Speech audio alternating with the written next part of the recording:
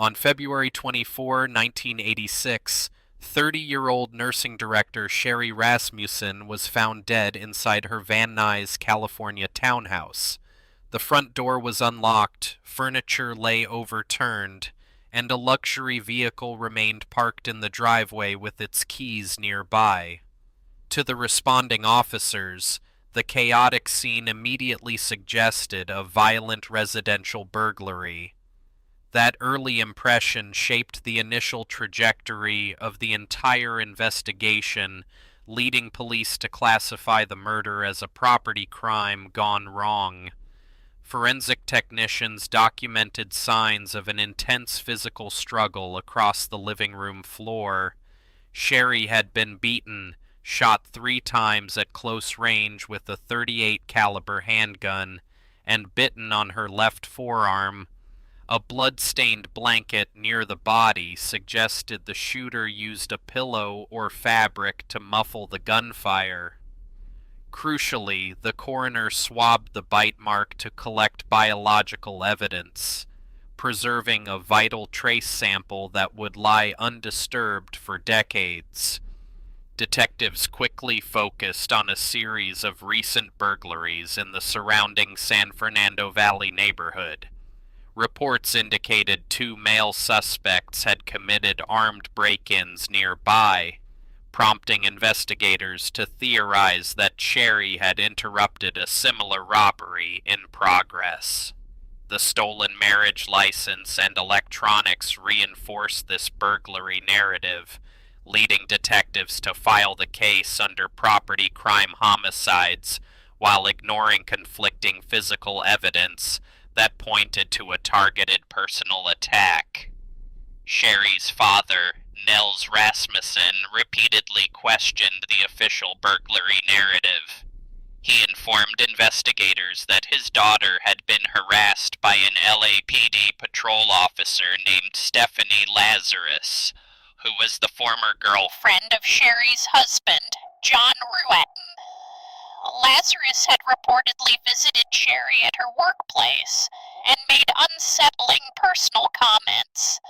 Despite these warnings, detectives dismissed the lead, remaining convinced that random street criminals were responsible for the fatal break-in.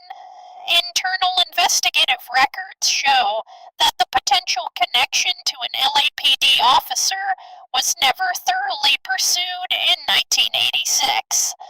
Institutional protectionism and cognitive bias within the department created a persistent blind spot. Investigators relied on the apparent ransacking of the home rather than exploring the victim's personal relationships. By framing the incident entirely around a local crime surge, police effectively shielded one of their own from formal scrutiny during the critical early weeks. As the primary lead's cold ended, the case file was placed into long-term storage, where it remained dormant for over 18 years. Physical evidence, including blood samples and the saliva swab harvested from the bite mark, was archived within the LAPD Property Division, while the original investigation stalled under the weight of flawed assumptions. The biological evidence remained safely preserved in temperature-controlled storage, waiting for advancements in molecular biology. In 2004, the LAPD Cold Case Homicide Unit began systematically reviewing unsolved files, prioritizing cases with unanalyzed biological material. By 2009, cold case detectives retrieved the original bite mark swab from storage and dispatched it to the Scientific Investigation Division for processing. Investigators anticipated that modern short tandem repeat analysis would extract a male DNA profile, supporting the original theory of 2 male burglars. When forensic analysts completed the genetic profile, the laboratory results overturned 23 years of official police narrative. The nuclear DNA recovered from the saliva swab belonged exclusively to a female donor. This definitive physical finding disproved the two-male burglary hypothesis and forced investigators to re-examine the case through a clean lens, directing their focus back to the historical records, detailing internal LAPD contacts. Undercover detectives initiated discreet surveillance on Stephanie Lazarus, who had risen to the rank of detective within the LAPD art theft detail. To obtain a reference sample without alerting her, investigators tracked Lazarus to a public shopping center in May 2009. After she discarded a beverage cup in a trash receptacle, surveillance officers recovered the item, maintaining a strict chain of custody as it was delivered to the forensic laboratory. DNA analysts extracted genetic material from the rim of the discarded cup and compared it directly to the profile generated from the 1986 bite mark swab. The genetic markers matched perfectly. Statistical calculations demonstrated that the probability of a random match was less than 1 in 100 billion. The forensic link conclusively established that Lazarus was present during the violent struggle inside the Van Nuys townhouse. On June 5, 2009, detectives executed a calculated tactical interview at LAPD headquarters. Lazarus was escorted into an interrogation room under the pretense of discussing a routine art theft investigation. Once seated, homicide detectives shifted the questioning to her past relationship with John Rueton and her interactions with Sherri Rasmussen. Recorded on video, Lazarus offered evasive, non-committal answers before abruptly terminating the interview when the true subject became clear. Lazarus was arrested immediately following the interrogation and charged with first-degree murder. The news of a veteran detective being apprehended by her own department sent shockwaves through the law enforcement community.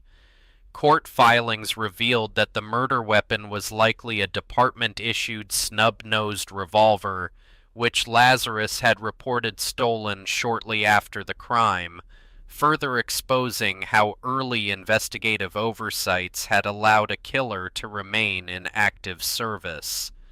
The prosecution presented its case before the Los Angeles County Superior Court in early 2012. Deputy district attorneys built their argument around a powerful combination of physical evidence and motive, detailing the suspect's intense jealousy following Rueton's marriage to Sherri.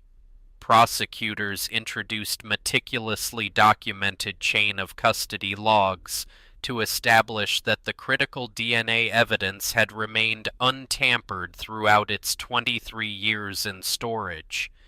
Defense attorneys aggressively challenged the integrity of the biological evidence, suggesting that the bite mark swab had suffered degradation or cross-contamination over 2 decades in police archives. They highlighted minor administrative errors in early police logs to create reasonable doubt regarding the handling of the evidence envelope. However, forensic experts testified that the DNA profile remained clear, robust, and completely free of secondary contamination. Throughout the trial, the court gallery remained filled with family members who had endured decades of institutional inaction. Testimony from forensic pathologists and former colleagues laid bare the brutal reality of the attack, validating the Rasmussen family's relentless quest for truth. Their persistence served as a stark reminder of the human cost when investigative bias delays the administration of justice. In March 2012, after nearly 3 decades of delay, the jury found Stephanie Lazarus guilty of first-degree murder. She was subsequently sentenced to 27 years to life in state prison. The legal resolution confirmed that scientific evidence, when preserved with rigor, can penetrate systemic blind spots and overcome decades of institutional resistance within the justice system. The investigation into Sherri Rasmussen's murder fundamentally reshaped how police departments handle cold cases and internal investigations. The case remains a landmark study in forensic integrity, illustrating how biological evidence preserved in evidence storage can eventually correct historical errors. Ultimately, the trial demonstrated that objective scientific analysis remains one of the most vital safeguards against institutional bias in criminal justice.